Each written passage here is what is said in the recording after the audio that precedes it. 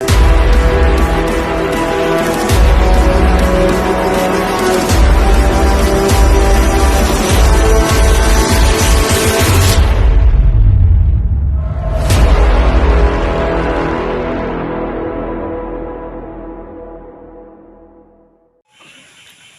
buddies, this is Chris Sniper at nandito tayo ngayon sa actual remapping session at kasama natin ang team natin na palaging nakasubaybay ng ating YouTube channel at may ongoing operation na palagi tayong updated. Then kapakita namin ngayon ang actual nila na ginagawang retrieval operation setup. Then na-remap na din namin ang whole area. So may mga dig site tayo na na-trace din, na-test dig. So ipapakita namin mo yan. But before that, ang history ng lugar na ito ay may Japanese encampment talaga, no? During the time of Japanese regime dito sa Pilipinas. Dito sa left side ko, dito, ang mga bundok na yan, dyan ang base point ng mga Japanese. Dyan ang kampo talaga nila. So ito na ngayon ang area na pinuntahan din ng mga Japanese personnel dahil hinahanap ang benchmarker nila na old tree, no? Saka yung triangulated bamboo trees, no? So ngayon may operasyon na nangyari dito, no? Mga ilang months na ongoing. So nakatamaan naman ang center shaft ng dig site sa medyo malaki-laking load. Then papakita namin mamaya, no, ang proper operation. Makita nyo na sa mga vlog natin ang ginagawa ng team Paningkamot versus Paninguha. So ngayon, salamat. Ito yung mga tropa ng team PVP ngayon. Nagpapasalamat kami, sir. Maraming salamat na invite kami dito sa actual area para i-confirm ang dig site, then remapping session dito lamang sa Mindanao vicinity. So ito yung mga tropa natin. So Bansay team Paningkamot versus Paninguha. Bansay! Maraming salamat. Okay, so ito sila ngayon, no? Pagmasdan niyo ang mga gwapong mukha. Si ma'am. Oh, ito, yung mga sekreto na ano. So ito yon, no? Ang grupo natin. Dito lang tayo sa Mindanao area buddies. So ngayon, before tayo pupunta sa actual dig site, ipapakita muna namin ang mga nakukuhang hidden trail marker, no? So explain ko yung mamaya. Okay. So shout out muna, no, sa Team Redido. Sir Phil, kumusta dyan? Maraming salamat Sir Phil sa Team Redido. Then maraming salamat sa Team Good Boy Club, no? Kumusta kayo? Bro Anthony sa Malaysia. Then shout out sa team Apollo Pro X sa Tudila, Misamis, Occidental. See you soon team Apollo Pro X. Yung Komando present, Kuya Parker. Pantong palaging ano natin, Tentonggang! Badsay! coordinate sa mga lakad natin. Okay, so ito na, diretso tayo sa HTM. So itong area na to ay may Japanese encampment ng Imperial Japanese Navy. So ibig sabihin matindi to, no? Na setup. So ito yung mga marker buddies. Okay. So unang-una, ipapakita ko sa iyo bakit Navy. Siyempre pag Navy, dagat yan. Express naman dagat. May shell talaga yan. Ito, pansinin nyo. Likod. Yan, shell na shell yan ha. Then, nakahalo sa semento. Okay. Diyan muna ha. Ito pa. Kasama din to. Oh, nabuo pa yung shell. Okay? Then mga tipay.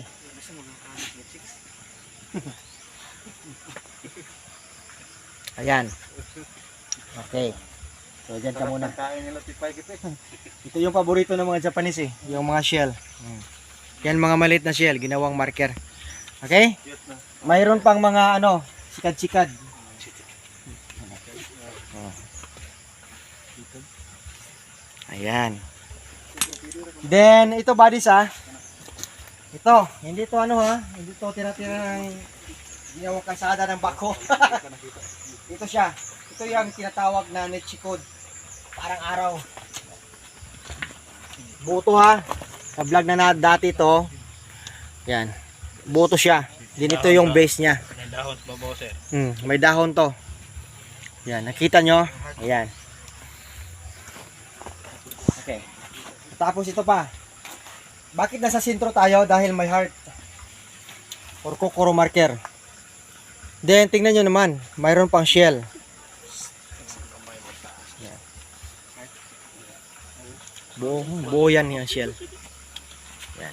Heart yan ang forma. Okay. So yun buddies Yun ang mga sige. Pila ka feet yung nakuha yung mga uling bro? Ito yung uling. Pakita natin. Yan. Talagang uling yan. Kahoy. Ibig sabihin nito ay ritual spot nila. May uling sa backfilling nila. Uling talaga yan buddies. Indication ng preferred site. Okay. Ito pa mga shell. Yan. Makinis. Sige, backpat to. Pakita yung mga iba.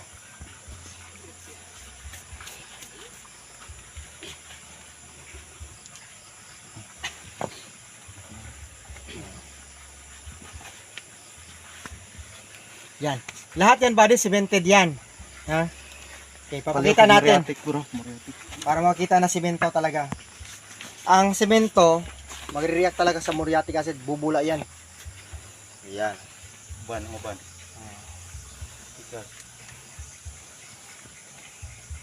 Ito, tonation bro.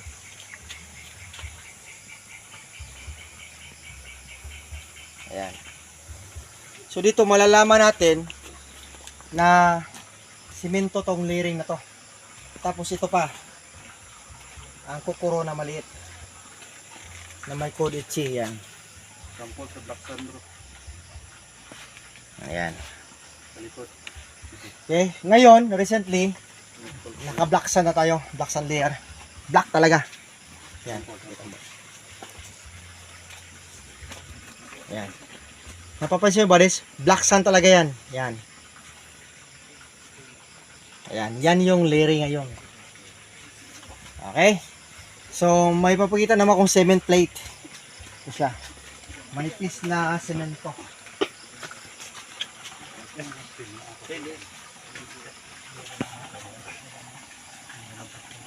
Ayan.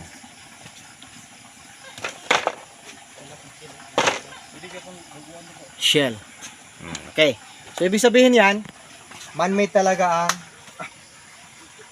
tinatawag natin na layering transition dito. Tinding bakbakan to. Dahon. Ang dahon pala. Saka dahon. Klaro pa man. Yan. Kita pa. Okay. So, nasa 62 meters na tayo. 61, 62. Okay. More than 60 meters na. So, ngayon, papakita namin ang setup ng tinatawag natin na operasyon nila. Ha? Dito tayo. Belt.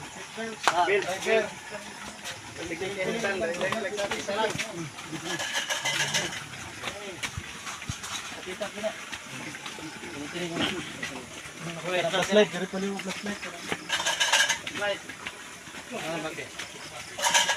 Signal para sa tubig. So, nakakuha sa ilalim. May open. Ito para Kita sa yung tempering. emergency. Para sa emergency naman ang signal ito. So nakatubo ang plastic PVC ang ilang part yung DIY. Timber. Ito ang driver. Yes sir. Seatbelt para makita. Sample pag likis. Ganito sir. Dapat plaster mo na driver. Okay. So, Yun yung setup, no? Dapat center shot, then naka-timber. Okay, Kandre. So ito yung Driver. down. Ano ang seatbelt pagsuot? Yan. Hindi man ka muna Okay, so ganyan, buddies ha, ganyan. So safety palagi, no? Okay. So dito naman tayo sa DIY likisan. Okay na, yon yung pag-center shot na. So okay. Sampol. Sample sa ano? Likisan. Ria! Ria! Ano lang. Up! Up, kumay! Up! Lalay! Dapat may hard hat ha, pag bababa buddies, yan.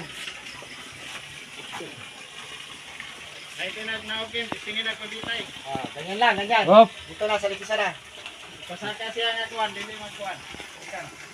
Okay, up! Balik din. Saka, likisan. Up! Ria! Okay? So yan buddies, sa spot natin, yan ang targeting the big load, no? Ang partner spot. Sikat position So ngayon, dito pa, may mga shell pa dito.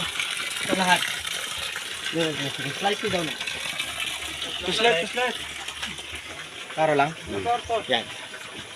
Alam nyo ba ito? Ito yung mga shell na to. Oh, tingnan nyo. Galing sa dagat talaga to, no? Hindi to galing sa sapa. Yan. So, ito yung mga pagkain dati ng mga Navy, Japanese Navy.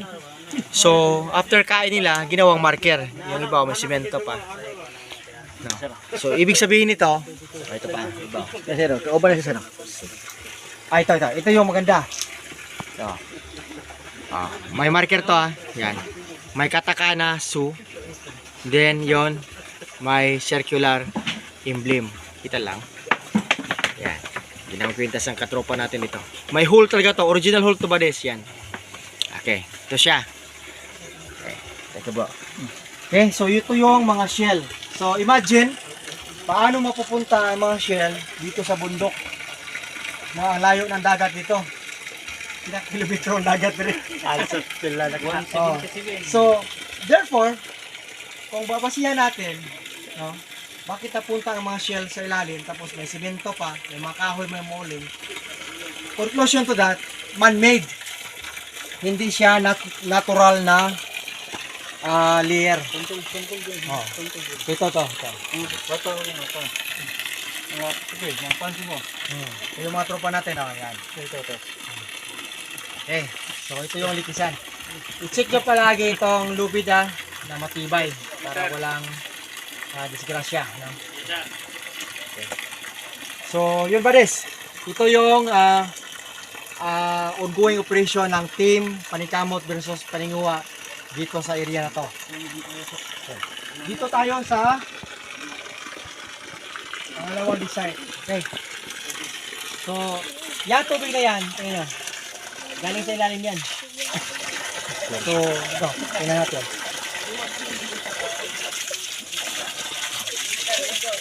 Dahil may water barrier na sa ilalim. So, pag ganito, kailangan na natin ng submersible pump. Then, may blower, no? Papakita natin ito.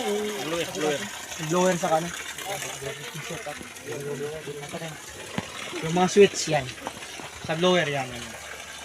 Yan yung blower natin. Then, dapat may alam yung electrical, no? Okay, yun. So, galing dito, sa biglo na to, going tayo sa S. So, kung pansinin natin yung buddies, yan punong nyug na yan. Yan.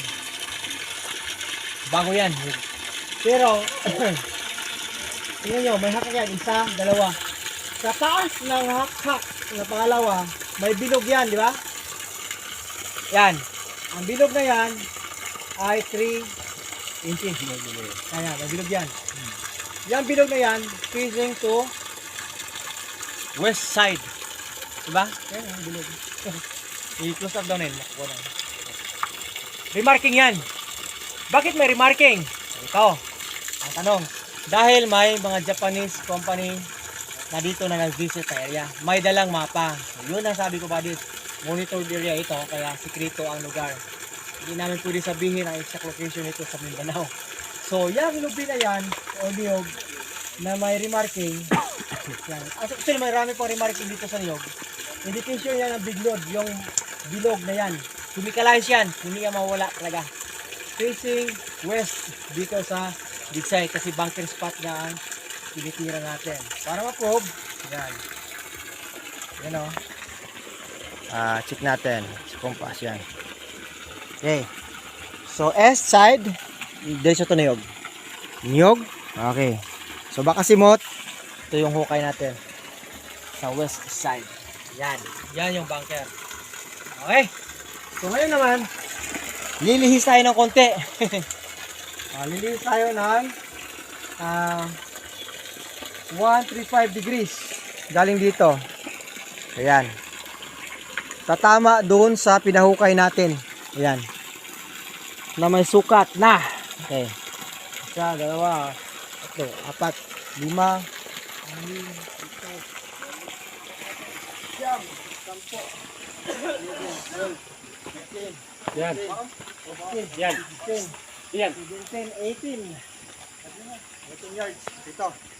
Ito ngayon tinatamaan natin na nasa 135 degrees buddies.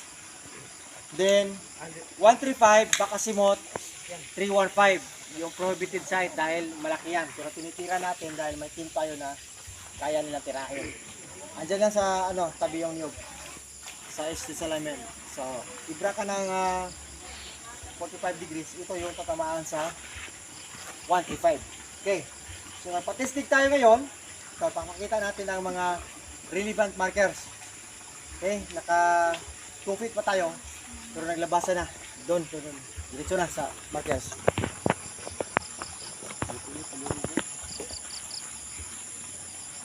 Heart, yung heart. Una yung heart. 3 feet. Ano to digger nito?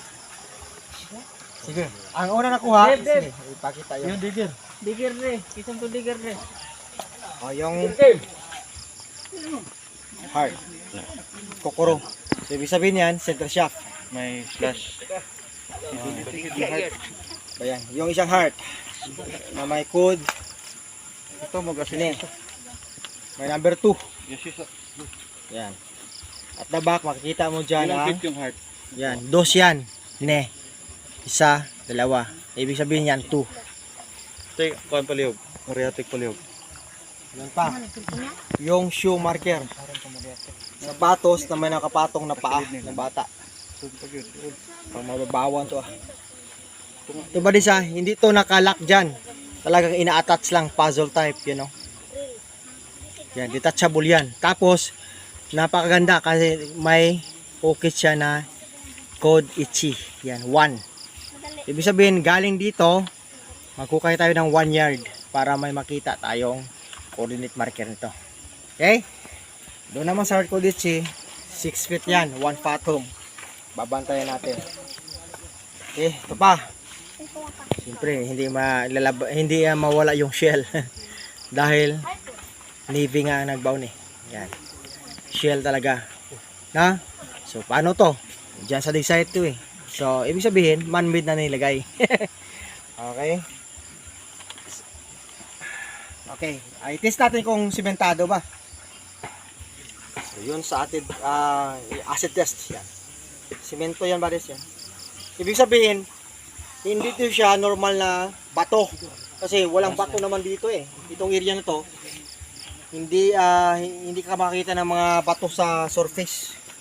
Sa ilalim na. Ipapakita namin yung mamayang heart. Ito pa, may mata. Ayan siya. Focus lang.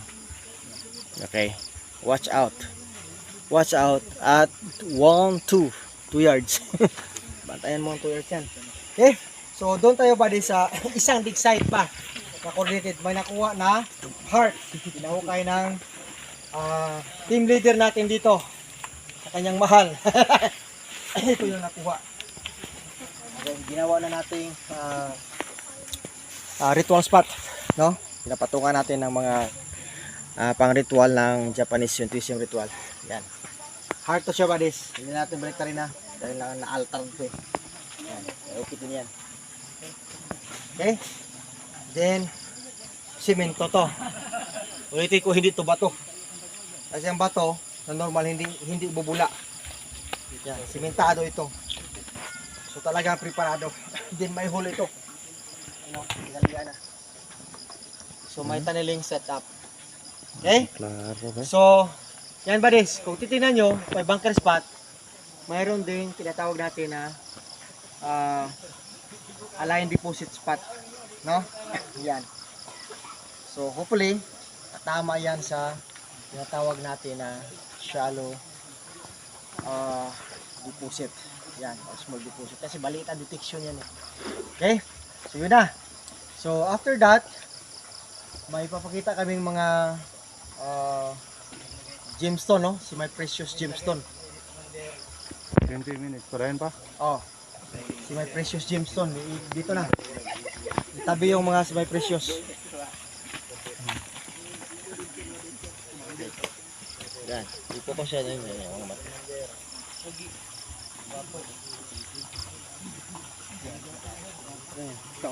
So, ulitin ko pa rin siya. Ito maganda to eh.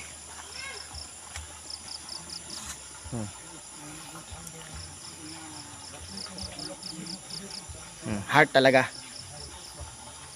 Ito sinasabi natin na kukuru marker. Okay.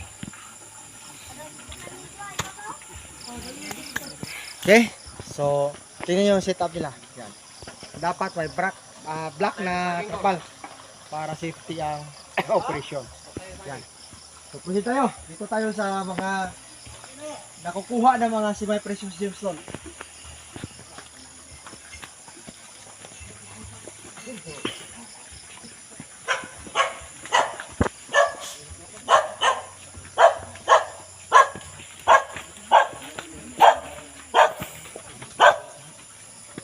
Okay. Ito, pakita natin to. Para makita nila. Ito yung buddies. Alam nyo, ilang feet pa to bro? 17 meters. 17 meters. Itong buo. Marami to. Ito, may makita mo talaga na mga semi-precious gemstone siya. Yan. Ito. Pag ilawan mo, yan ang identification na gemstone siya. Tatadlas yung ilaw. Yan. Okay. Saka ito pa, itong latest ngayon. Uling. Uling talaga yan. 62, no? 62 meters. Imagine, may uling, saka may talaba. Yung dalawa. Nagsabay. So, ibig sabihin nito, 4 inches ang distance. may distance na 4 inches. Ibig sabihin nito, metal element, then going down. Center shaft. Caution marker lang sa poison. Okay. Ito pa ba des? Aray, bag. Ay, ano lang. Ito talaga, finish, ano siya eh. Yeah, po ko sila na. Finish gemstone, no? Diamond cut.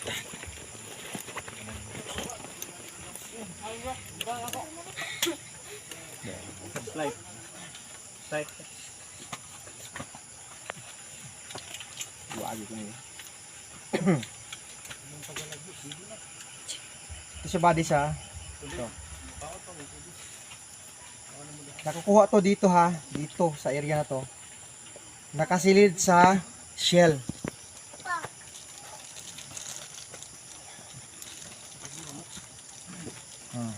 Sinisipti na natin.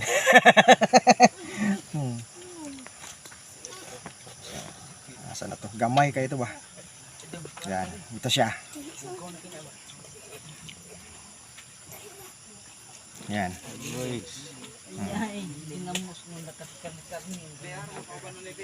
Kita lang. Yan. Diamond cut. Gemstone yan. Yan. Pulis lang yan, cut laga. Yan. Yan. Sa loob ng shell ha, nakukuha ito. Yan. Okay? Ito dati pa to eh. Kita na lang yung isa. Cat's eye. Ito dito to na site ha. Ito ba siya? Gawin ko na ko. I-focus ko na. Yan. Ayan siya. No? Cut talaga yan. So, sort of natawag natin na indication no na may mga gemstone pa sa ilalim. Yung balis. Is nakita nyo no?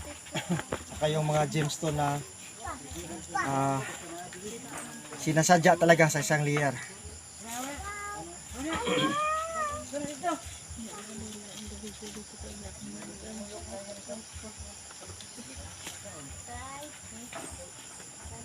Okay, alam niyo ba na binibili ito, no?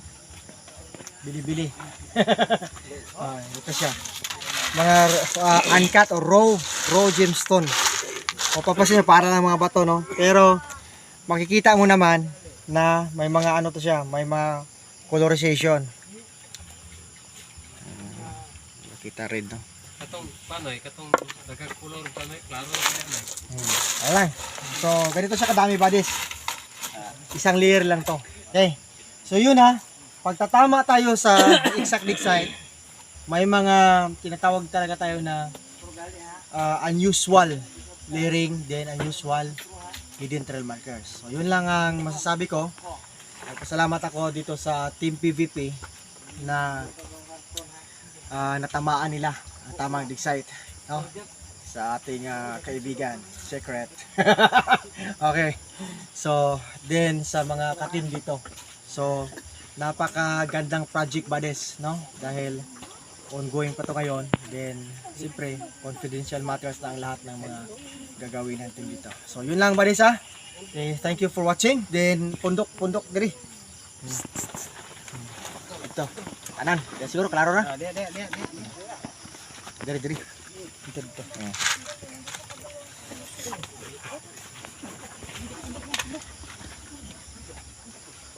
Yan, diri, pundok tanan. So, ito yung mga team natin dito ha, sa Team Paningkamot versus Paningwa o Team PVP.